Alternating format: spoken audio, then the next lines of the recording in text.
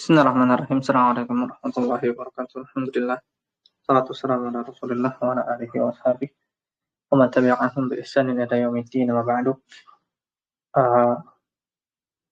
Insyaallah di pertemuan pagi kali ini kita akan melanjutkan pembahasan dari kitab Bidayatul Abid, dan sekarang kita masuk ke pembahasan salat ahli adzar atau salat orang-orang yang sakit, ya, memiliki uzur.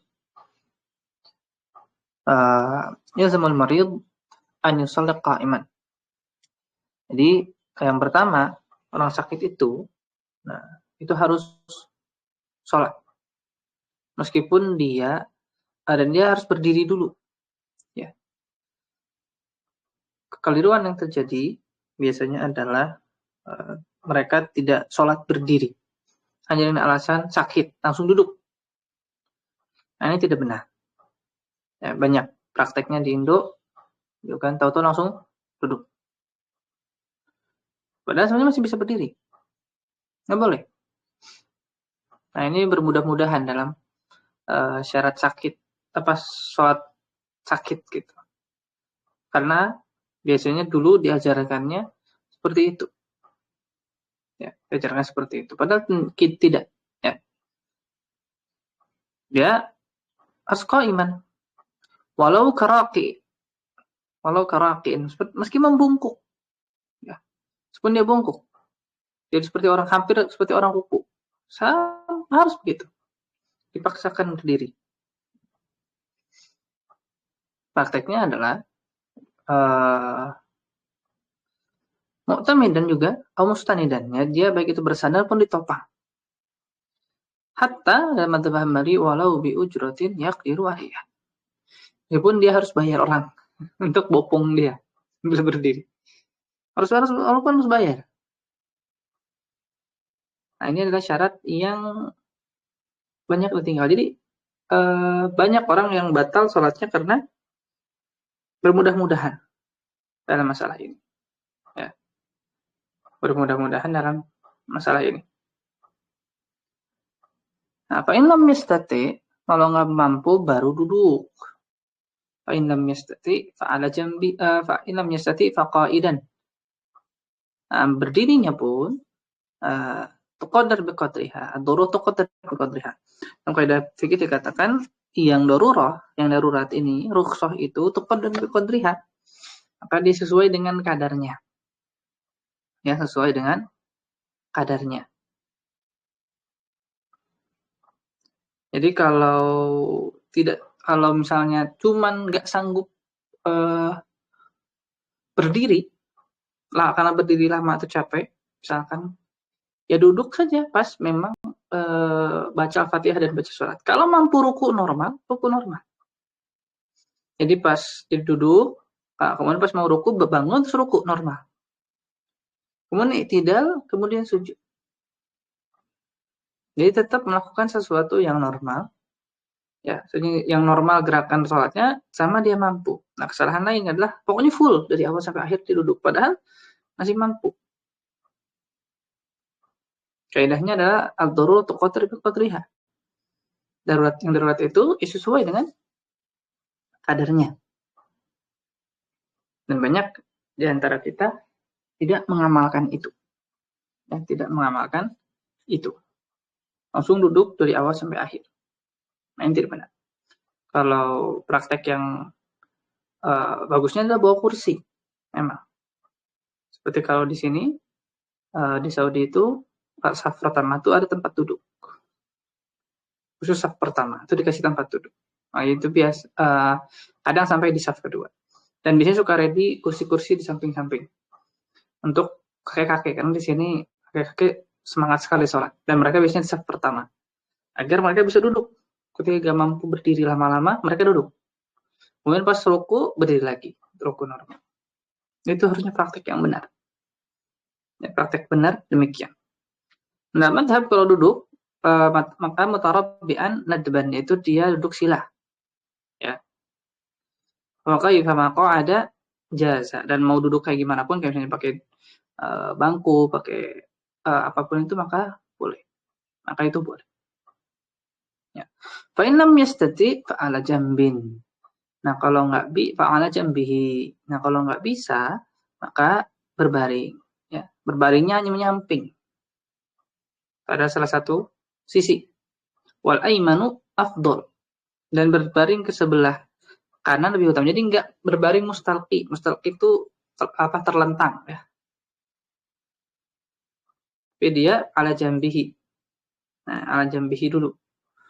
Terus dia mengarah ke kiblat gitu. Wa yumi'u bi ruku'in wa sujud, dan dia pun memberi isyarat untuk ruku dan sujud. Ajizun anhuma ma amkanahu, sesuai kemampuannya. Wa yaj'alu sujuda akhfal, dan sujudnya lebih rendah dibanding rukunya. Nah, kalau nggak bisa baru mustalqiyan, yaitu dia terlentang. Nah, kalau nggak bisa nyamping, dia terlentang dulu, seperti biasanya biasanya terlentang gitu, nggak bisa nyamping, terlentang, mustalqi.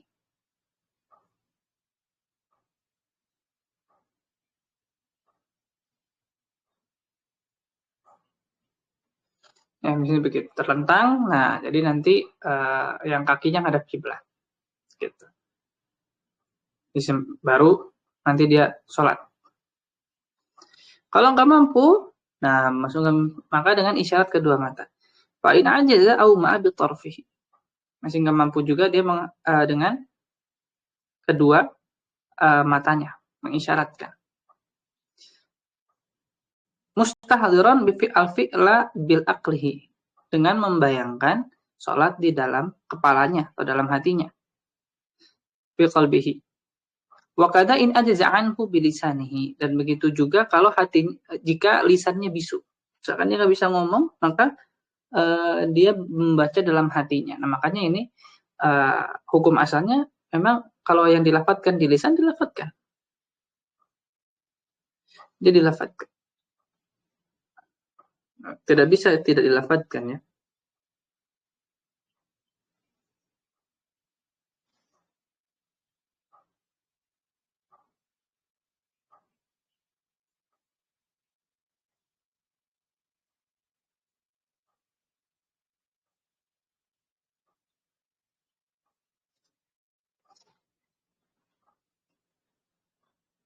Gitu. Nah, wala taskut madamal aqlu sabitan, dan sholat itu tetap wajib selama akalnya masih ada. Jadi hatta walau tadi hanya dengan isyarat kedua mata, hanya sholat dengan hatinya saja, maka sholat tetap wajib. Ya, sholat tetap wajib. Sholat tetap wajib.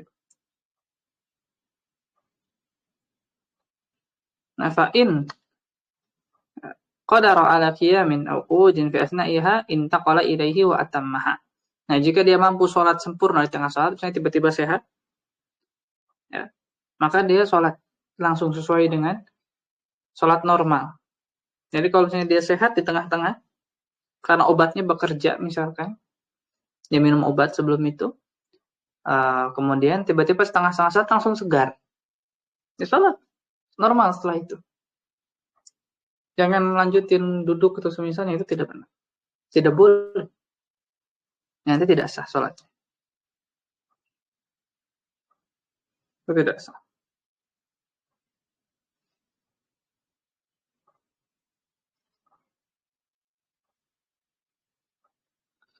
Nah, kemudian wala tasihu maktubatun fi safinatin. Nah, tidak sah sholat di perahu. Qa'idan, jika dia duduk, liqadirin ala qiyam, jika mampu untuk berdiri. Nah,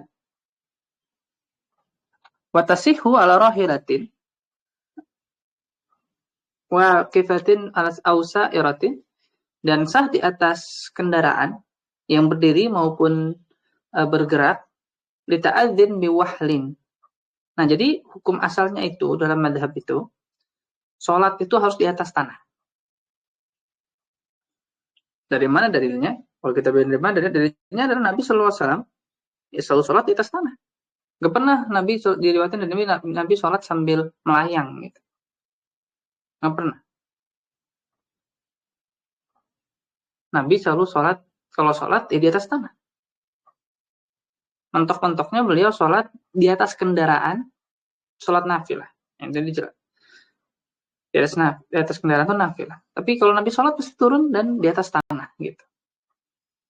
Nah, ini kan detail yang mungkin tidak terlihat dan tidak eksplisit tentunya. Sehingga ketika muncul pesawat terbang, nah para ulama kontemporer mengatakan, sebagian mengatakan tidak sah sholatnya. Kalau ikuti mu'tamad madhab itu tidak sah. Sholat di pesawat terbang. Tidak sah. Kenapa? Karena tidak napak di tanah. Sedangkan Nabi Sallallahu Alaihi Wasallam kalau sholat selalu memastikan sholat itu di atas tanah. Kayak aneh, tapi memang demikian faktanya.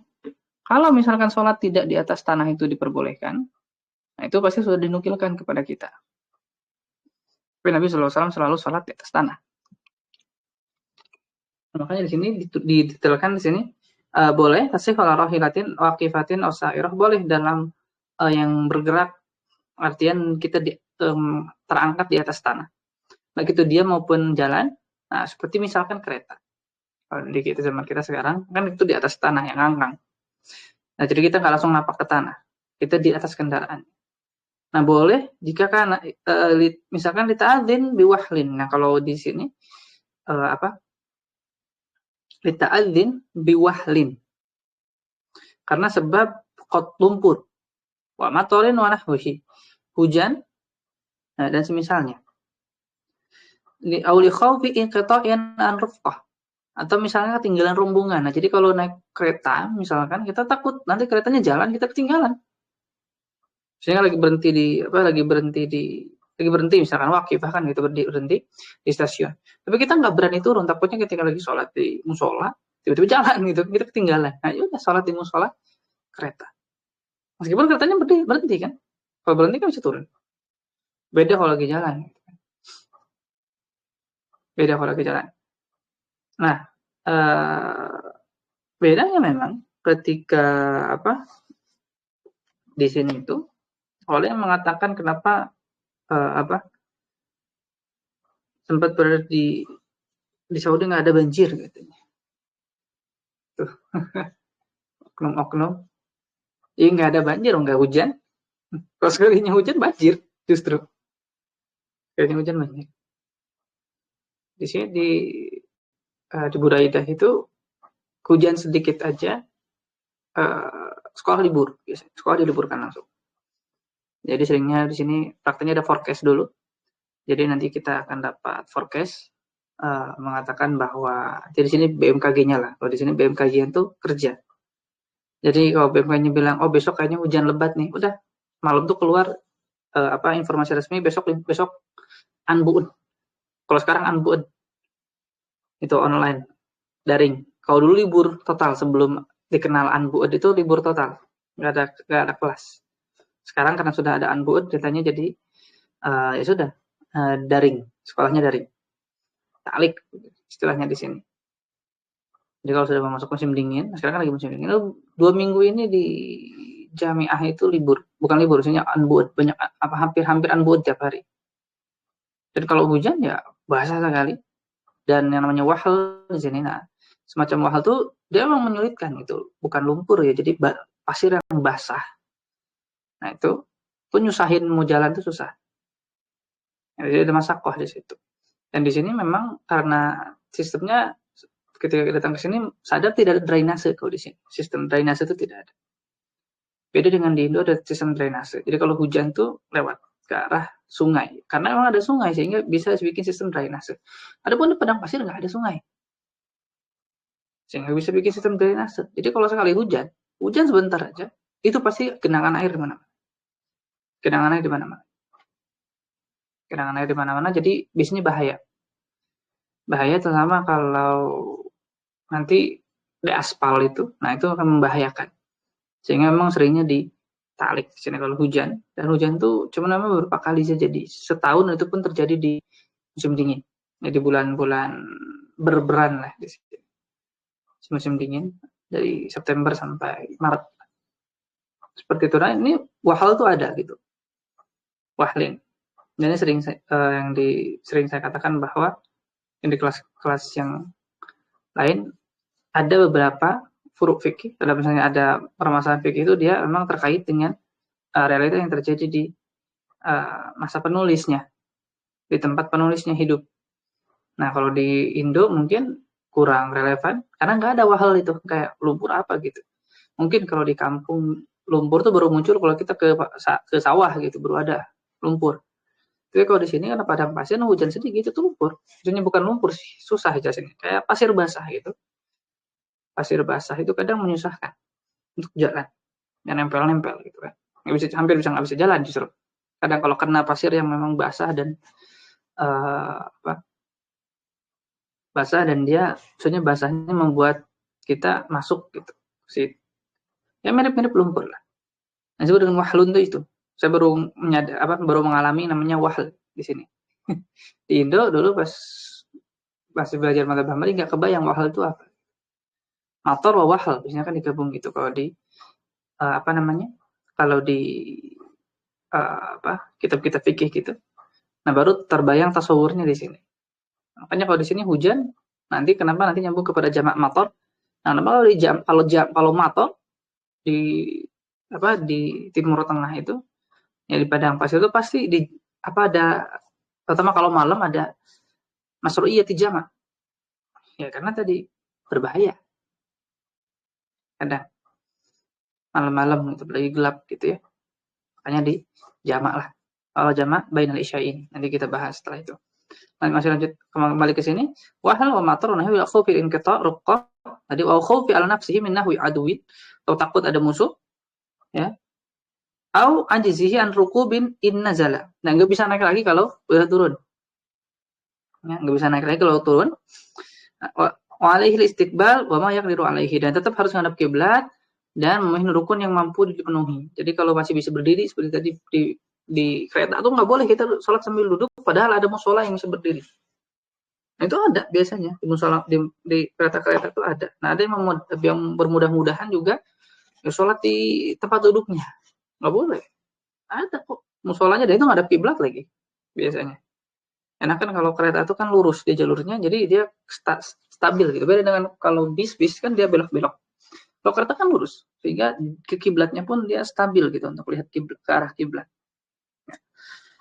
Nah, wa yu'tabar al-maqarru li a'dha'i sujud falau wada'a jabhatahu an qutnin manfush. Nah, ini khusus untuk sujud. Maka wajib menempel di permukaan ya. Wa yu'tabaru al-maqarru li a'dha'i sujud falau wada'a jabhatahu ala qutnin manfush. Jadi kalau misalkan dia nggak nempel di permukaan, misalkan di kapas, au sholat fi urujuhah. Nah, kalau sholat di atas ayunan, la daruratan, tanpa hajat, olam ya sih. Makanya tadi sholat di atas kereta itu kan ngangkang gitu ya, yang seperti melayang gitu di atas tanah lah, dia tidak di atas tanah. Nah, itu tidak sah. Makanya dalam pesawat pun tidak sah kalau menurut Mu'tamad. Makanya para masyayikh di Saudi itu kalau bisa sholat di jamak, jangan sholat di pesawat. Kalau memungkinkan untuk di jamak. Seperti cuma perjalanan 4 jam, perjalanan 5 jam, itu kan masih bisa di jamak. Entah itu jamak takdim atau jamak takhir.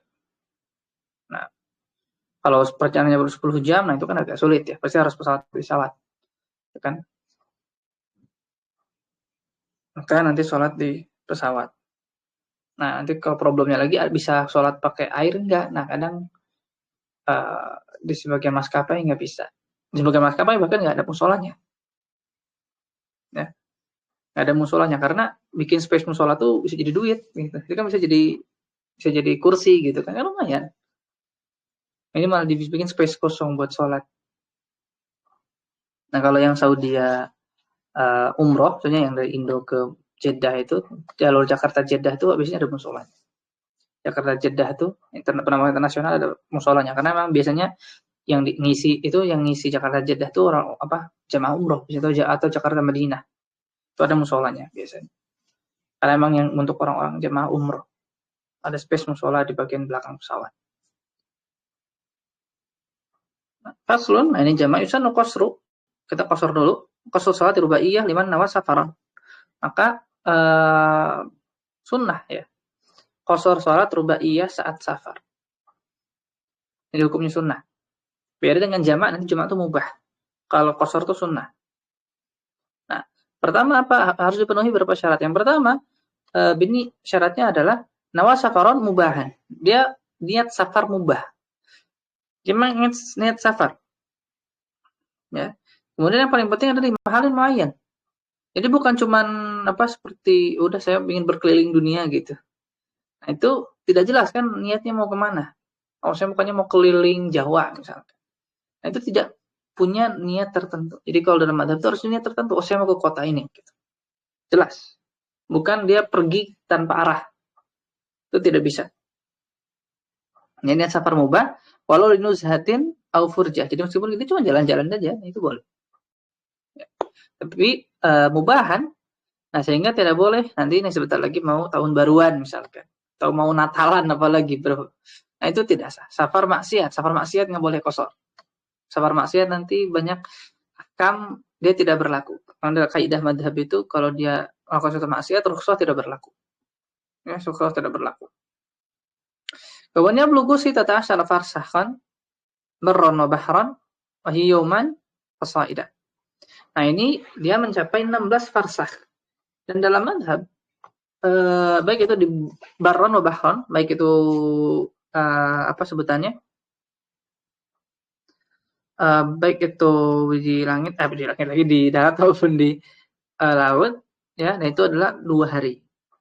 Nah, jadi kenapa dibuatkan hitungan, ya? Karena dia ada dhabit. Fikih itu butuh dhabit. Fikih itu butuh hitungan yang jelas. Ya. Jadi kalau dikembalikan kepada urf itu sulit justru. Sehingga kalau semisal mungkin masih bisa di kuantifikasi dalam artian ada angka yang bisa kita kejar, maka para fuqaha biasanya akan mengejar adanya angka agar lebih mudah. Coba kalau dikembalikan kepada urf, itu ikhtilaf, repot karena urf itu tidak mundhabit. Tapi kalau ada angkanya itu mundhabit, sehingga siapapun bisa ngamalin. Makanya kalau masih bisa dikuantifikasi. Ya, seperti kalau air lukula, safar sekian farsah, semuanya ada hitungannya, itu masih lebih mudah. Karena ada parameter tertentu yang bisa kita kejar, angka. Kalau angka nggak akan ikhtilaf. Orang-orang pasti akan sama mengejar angka yang sama. Tapi kalau urf, itu pasti sulit. Kalau urf itu sulit karena dia tidak mundhabit, dia akan berbeda. Ya, dia berbeda. Nah, situ farsah dalam madhab itu, Syekh Uaimi dalam Hawasi Sabiqat dan Fawaid wa Tahrirat, beliau menghitung itu sekitar 138 km. Itu hitungan beliau. Cukup berbeda dengan jumhur muasirin, termasuk Syekh kami, Syekh Mansur, itu sekitar hanya beliau menghitung 80 kilo. Sekitar 80 kilo. Juga pendapat Syekh bin Baz. Ya, sebelum cek ke Syekh Utsaimin.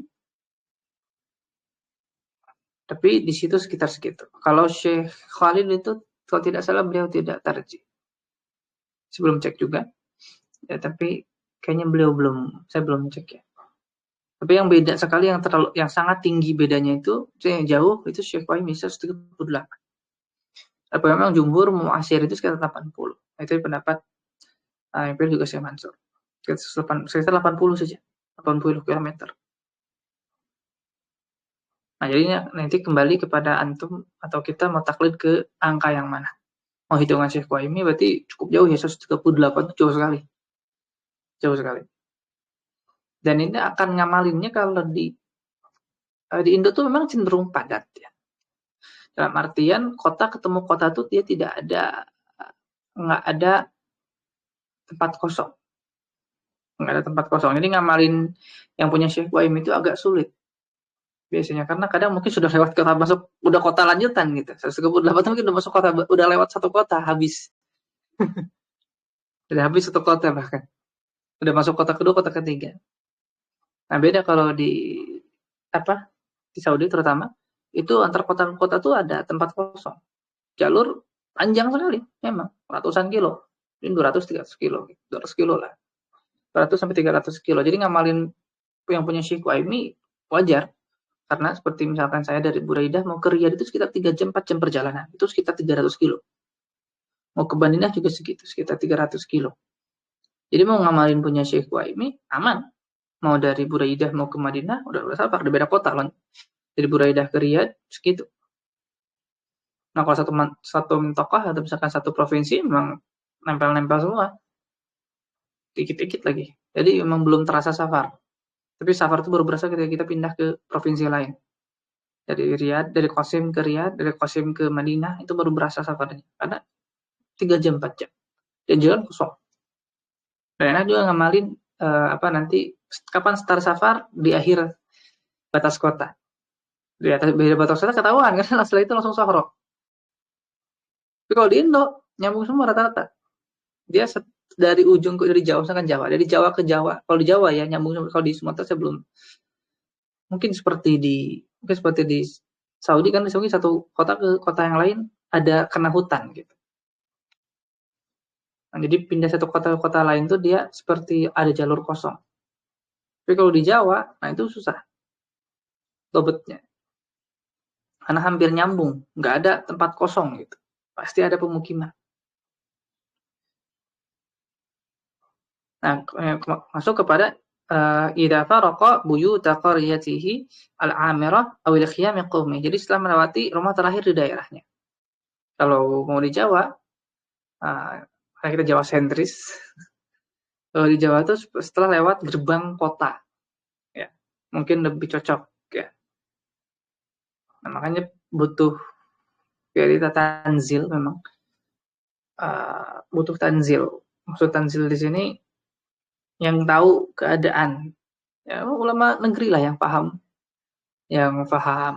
keadaan negeri. Karena nggak kebayang kalau hanya beberapa permasalahan fikih itu memang khas dengan kondisi dan budaya tertentu yang tidak ada di budaya lain. Nah kalau di Indo gimana? Kalau di Saudi ya kelihatan. Setelah rumah terakhir, habis itu sok itu jalan aja kosong. Tapi kalau di Jawa terutama, kalau di Jawa tuh dia hampir tiap kota-kota tuh cuma dipisah sama gerbang. Jadi kemungkinan bisa diamalkan ini ketika sudah keluar dari gerbang kota. Ya, meskipun itu kan rumah lagi gitu. Itu kan rumah lagi. Udah masuk gerbang, keluar gerbang udah. Dari situ tuh baru bisa jamak. Gitu. Udah masuk kota baru di situ. Udah masuk kota baru. Wal yukrah itmam, jadi mubah untuk sholat sempurna. Wal qasr afdol. Dan qasr lebih afdol. Ya wala yu'id man qasara summa raja'a qabla istikmarihi. Nah, jadi kalau misalkan dia udah niat untuk pergi ke kota lain dan jaraknya 8, anggap kita ngambil jumhur mu'asyirin 80. Udah sebenarnya niat. Jadi 80 tuh nyampe ke tempatnya. Jadi dan boleh mengqasar meskipun belum 80 gitu. Yang penting sudah keluar dari rumah terakhir. Jarak safarnya memang 80 kilo. Nah, sudah keluar, baru mungkin 10 kilo, 20 kilo dia sudah keluar dari kotanya. Nah, dia qasar lah. Gitu kan. Dia qasar lah, misalkan masuk waktu sholat gitu kan. Dia qasar, tapi nggak jadi misalkan, di cancel. Misalkan dia ada perjalanan dinas misalkan harus pergi ke kota lain. Udah siap-siap, berangkat. Keluar, udah keluar dari gerbang kota, mungkin minggir di rest area, ya dia sholat, ternyata dapat telepon dari bos, nggak jadi, pulang, udah kosor, gimana? Ya sudah, nggak apa-apa. Ya, biasanya walau yu'id man qasara summa raja'a qabla istikmalil masafah. Sebelum 80 kilo dia sudah pulang, udah putar balik mobilnya, nggak apa-apa. Waman nawa iqamat, jadi nah ini waman nawa iqamat waman nawa iqamatan mutlaqan bimawdi'in aw akthar min arba'ati ayyam au itamma bimukim atam. Nah, dia kalau misalkan ingin sholat lebih dari ingin ditinggal ya, lebih dari 4 hari. Nah, ini misalkan atau 20 waktu sholat kalau dalam madzhab Hambali, 20 waktu sholat, maka dia harus menyempurnakan. Jadi dilihat dari niatnya. bukan setelah 4 hari jadi sempurna, tapi dari awal kalau niatnya sudah lebih dari 4 hari, maka ya sudah, maka dia sholat sempurna.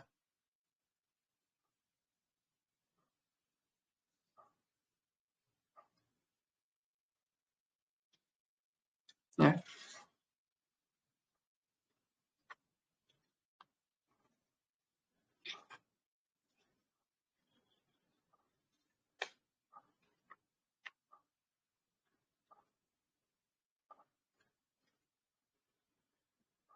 Kalau lebih dari 4 hari di suatu tempat, maka sudah langsung sholat dari awal, ya, maka dia sholat dari awal sudah sempurna, gitu.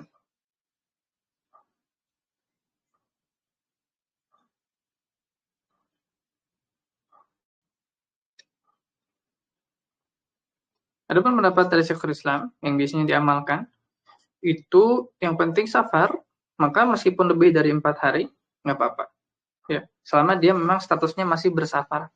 Seperti kalau di kita kan mudik, ya. Mudik itu kan biasanya nggak cuma 4 hari, bisa seminggu, bisa sampai 2 minggu, misalkan, mudik. Nah, maka dia bersafar. Nah, jadi jangan bukan repot aja, tapi jadi kita bisa kita samakan. Misalkan kalau kan mau liburan kuliah sekarang rata-rata, nah maka kalau kita misalkan seorang kuliah di Libya, ya, kuliah di Libya, misalkan dia rumahnya di Jawa Tengah, nah dia kasusnya bagaimana? Maka dia kan nggak mau pulang 2 minggu doang. Nah, statusnya di rumah itu apa, safar atau bukan? Tapi dia mau statusnya bukan safar, pulang dia. Kan dia jadi mustautin di rumahnya. Dan di Jakarta dia mukim. Nah, kosor nggak selama di rumah 2 minggu? Ya enggak, jawabannya enggak kosor. Di rumah cuma 2 minggu. Beda dengan mudik, misalkan dia sudah tinggal di Jakarta, sudah mukim di Jakarta, dia ke rumah orang tuanya untuk liburan.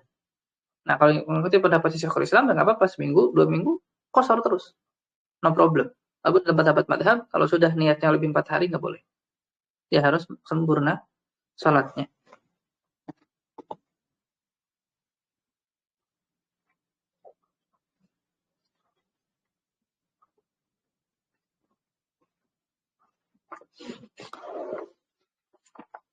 Sebentar, kalau misalkan tadi kasusnya, seorang kuliah di Libya, kemudian dia pulang ke Jawa Tengah, misalkan seperti itu, atau ke Jawa Timur lah.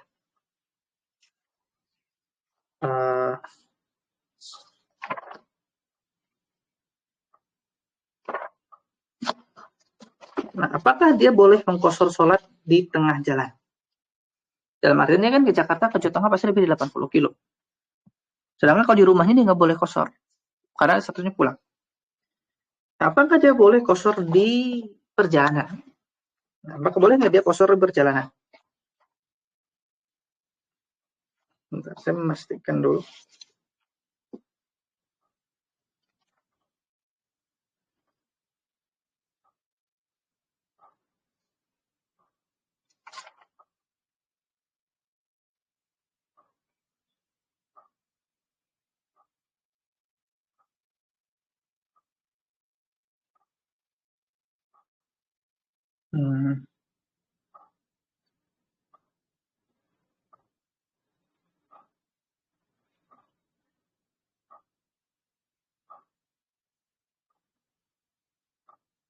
Nah, jadi kalau dari isyarat yang ditulis oleh Syekh Mansur dalam Syarah Akhsar, beliau mengatakan di situ boleh.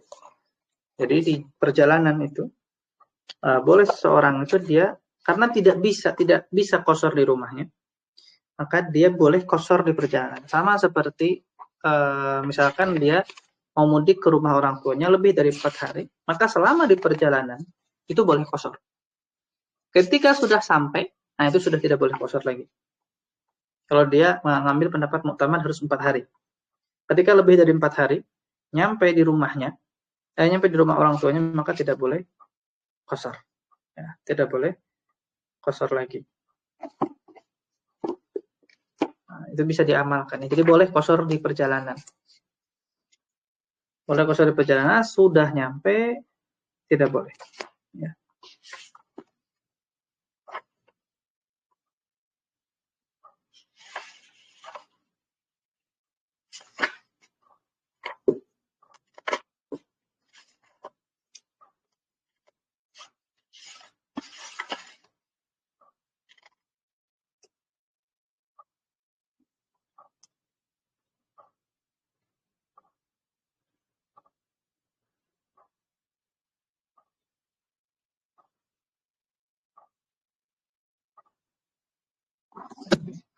Nah, kemudian fa'inhu bisa dulman aw bimatarin aw aqama li hajatin bila niyati iqamatin fawqa arba'ati ayyam wa la yadri mata tanqadi qasara abadan. Nah, kalau misalkan dia ditahan secara zalim,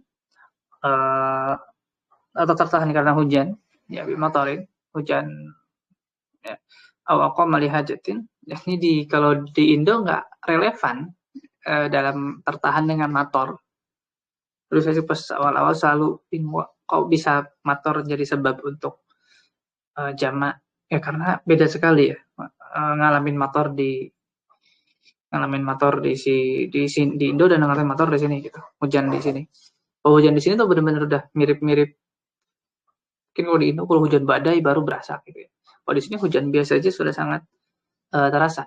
Terutama kalau lagi musim dingin, kalau udah hujan, terutama itu mendekati puncak musim dingin, nah ke akhir-akhir tahun itu udah mendingin. Nah, makanya ada Lailatul Burudah gitu. Dalam beberapa kitab fikih itu boleh untuk jamak kalau dingin sekali gitu. Nah, makanya itu tidak relevan dengan negara tropis. Beberapa apa yang ditulis ulama madhab itu karena mereka tinggalnya di negara yang ada musim panas musim dingin. Nah, tidak relevan dengan yang tinggal di negara tropis. Jadi ada beberapa yang permasalahan fikih itu dia tidak relevan di negara tropis, seperti hujan. Hujan itu kalau di negara tropis itu nggak terlalu, ya nggak jadi bencana juga gitu, kecuali dia besar sekali. Kalau di negara kayak seperti di Timur Tengah atau yang punya winter, nah itu hujan tuh kadang jadi problem justru. Kalau ada hujan tuh jadi problem.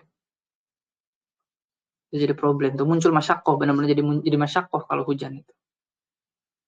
Nah, makanya kalau pengen hobi motorin awak melihat hajatin, nah misalnya dia melakukan sesuatu niat dengan fauqa arba'ati ayyam. Bila ini niatin iqamatin fauqa arba'ati ayyam, mulai terima tatan qadi qasar abadan. Jadi dia niatnya tidak di bawah 4 hari, tapi ternyata manjang terus.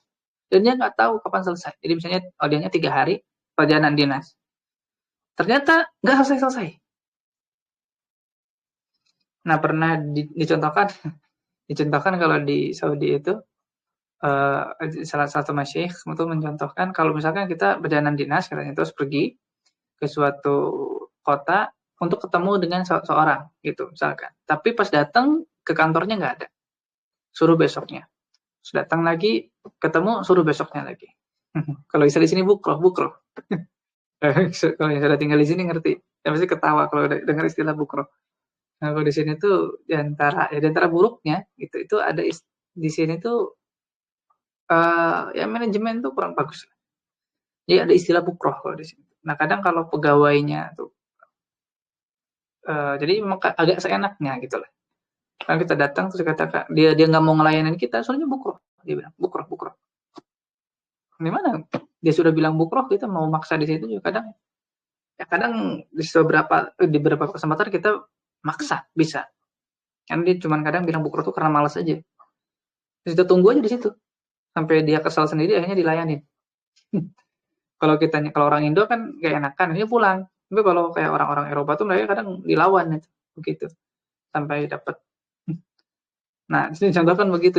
Jadi kalau misalnya kita beranya dinas terus datang nggak ada, disuruh bukroh udah balik, terus datang lagi besoknya bukroh lagi terus gitu sampai datang gitu sampai bisa tembus. Nah itu boleh mengkosor. Karena itu bukan cuma ke orang asing, itu ke sesama orang Arab juga kadang begitu. Kalau lagi malas, itu ya suruh bukroh besok lagi gitu. Besok lagi. Itu kalau nanti jangan kaget kalau saya dapat berangkat ke sini. sekolah di sini, terus nanti kadang pegawainya lagi males, apapun ya, mau di kampus, mau nanti ketemu di kayak di kota pemerintahan, kalau sudah kena bukroh sudah besok lagi kadang. Jadi kita punya nyali untuk melawan itu, atau nyali nunggu yang kita nggak tahu juga kadang nggak ada. Nah, jadi kalau seperti itu, jadi besoknya nggak tahu kapan selesai. Nah, itu baru relevan ketika di sini. Dia mau ngelakuin suatu hajat, tapi nggak tahu kapan selesai. Jadi itu di sini relevan sekali kalau dibilang dia ini di jalan dinas mau ketemu seseorang, ternyata ketika tiap ke tempat itu dia selalu dibilang bukroh besok lagi. Nah, kalau di Indo kan nggak terlalu relevan untuk mau 4 hari mungkin uh, atau misalkan seperti sekarang lagi bencana. Nah, bagi bencana misalnya berangkat, niatnya itu cuma 3 hari misalkan. Niatnya cuma 3 hari di kota itu. Misalkan di kota itu cuma 3 hari niatnya untuk ngebantu relawan terus pindah ke kota lain. Ternyata problem, karena dia nggak tahu kapan selesai, nah maka dia kosor terus. Karena mungkin ada masalah yang lain, ini lebih relevan dengan di Indo. Ada bencana, kemudian dia berangkat, niatnya cuma 3 hari atau 2 hari, selain pindah jadi dia pindah. Nah, kalau pindah kan beda. Pindah nanti kosor lagi di tempat baru. Gitu. Tapi kalau di satu tempat dia lebih dari 4 hari, dia nggak boleh. Misalkan 2 hari tempat ini, 2 hari tempat ini, 2 hari tempat itu boleh. Kosor. Nah, ternyata pas dari kota A 2 hari selesai. Kota B 2 hari selesai. Di kota C misalkan udah, nah itu cuma 2 hari. Tapi ternyata sampai 7 hari, 8 hari nggak selesai. Nah, itu kosor terus boleh. Dalam pendapat madhab, ya boleh kosor terus. Ya, kosor terus menerus. Ya. Nah, insya Allah untuk jamaah kita lanjutkan di bukan apa insya Allah kita tutup dengan pertemuan majelis. Subhanakallahumma wa bihamdika asyhadu an la ilaha illa anta astaghfiruka wa atubu ilaik. Assalamualaikum warahmatullahi wabarakatuh.